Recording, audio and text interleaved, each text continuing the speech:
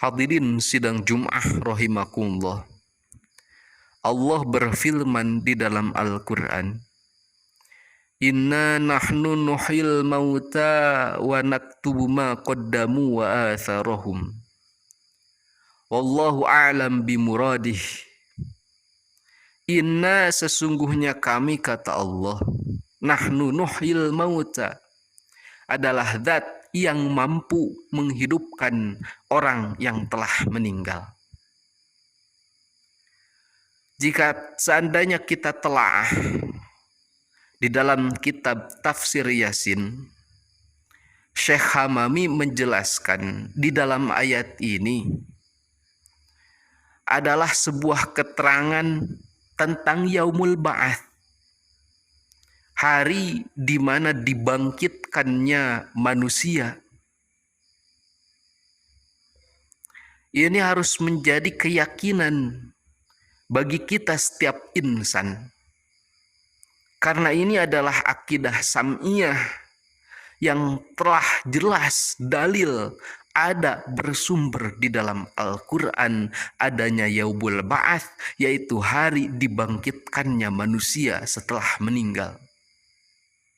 Ini adalah bukti besar bahwasannya Allah berkuasa atas setiap perkara.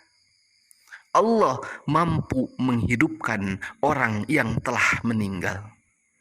Pun demikian juga harus tahu kita bahwasannya Allah mampu menghidupkan, Allah mampu mematikan orang yang sedang hidup. Ini adalah sebuah ibrah bagi kita. Ini adalah sebuah peringatan bagi kita, bahwasannya kita selamanya harus terus mengingat terhadap Sang Pemutus kenikmatan. Hadirin sidang Jum'ah rahimakumullah. Teringat suatu riwayat tatkala Rasulullah Shallallahu Alaihi Wasallam sedang berkumpul dengan para sahabat. Di sana Rasul memberikan suatu wasiat kepada para sahabat. Kata Rasul, "Udhkuru hadhimal ladzat." Wahai para sahabat, ingatlah kalian semua terhadap Sang Pemutus kenikmatan.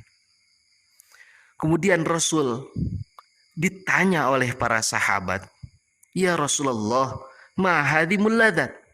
Apa itu yang dimaksud dengan Sang Pemutus kenikmatan? Kemudian Rasul menjawab, "Al-maut, al-maut, al-maut thalatha marratin."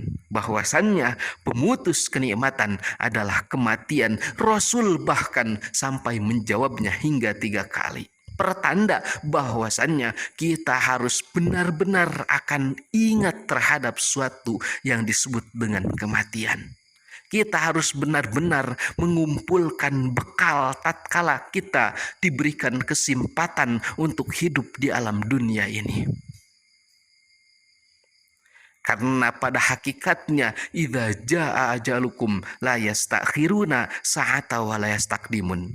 Apabila ajal telah datang kepada kita semua, niscaya kita tidak akan dapat mendahulukan dan tidak dapat mengakhirkan itu ajal.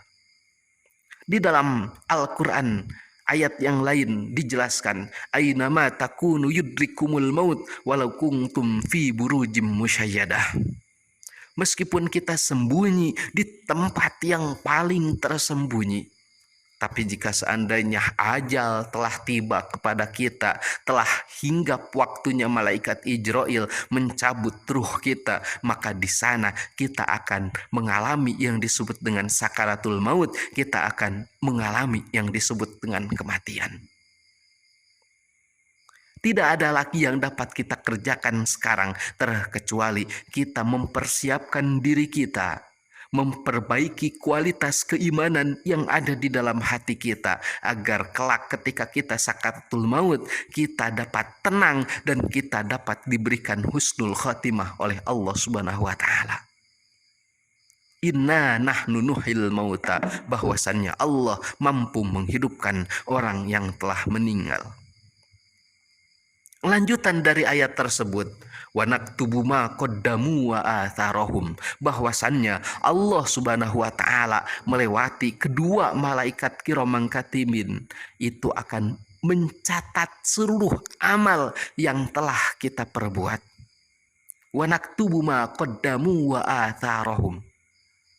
Jika kita telaah asbabun nuzul dari ayat ini adalah tatkala ada sekumpulan orang Ansor yang dimana rumahnya begitu sangat jauh dari masjid.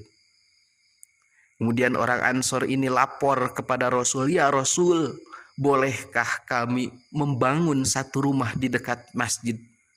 Rasul bertanya kepada orang tersebut, "Apa alasan gerangan engkau ingin mendirikan rumah di dekat masjid?" "Ya Rasul, jarak dari rumah kami ke masjid itu begitu sangat jauh. Kami capek apabila tiap waktu adzan kami melangkahkan kaki pergi jauh ke masjid." Kemudian Rasulullah Shallallahu Alaihi Wasallam membacakan ayat ini, wa naktubu ma qaddamu wa atharahum, bahwasannya Allah Subhanahu Wa Taala akan mencatatkan seluruh amal yang telah kita perbuat, tidak ada terlewat satupun. Ini menandakan bahwa semakin jauh jarak rumah seseorang dari masjid, maka semakin besar pahala yang diberikan oleh Allah kepada orang tersebut. Wa naktubu ma qaddamu wa atharahum, bahwasannya Allah akan mencatatkan seluruh amal yang diperbuat oleh makhluknya. Mudah-mudahan dengan khutbah yang singkat ini dapat menjadikan motivasi bagi kita semua agar kita dapat mempersiapkan seluruh amal-amal yang kita kerjakan. Kita dapat memperbaiki kualitas diri kita. Kita dapat membenahi iman yang ada di dalam diri kita.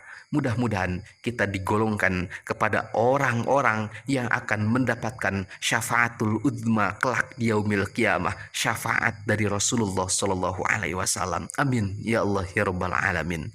Barakallahu li wa lakum bil Qur'anil azim wa nafa'ani wa iyyakum bima fihi minal ayati wa dzikril hakim wa taqabbala minni wa minkum tilawatahu innahu huwas samiul alim.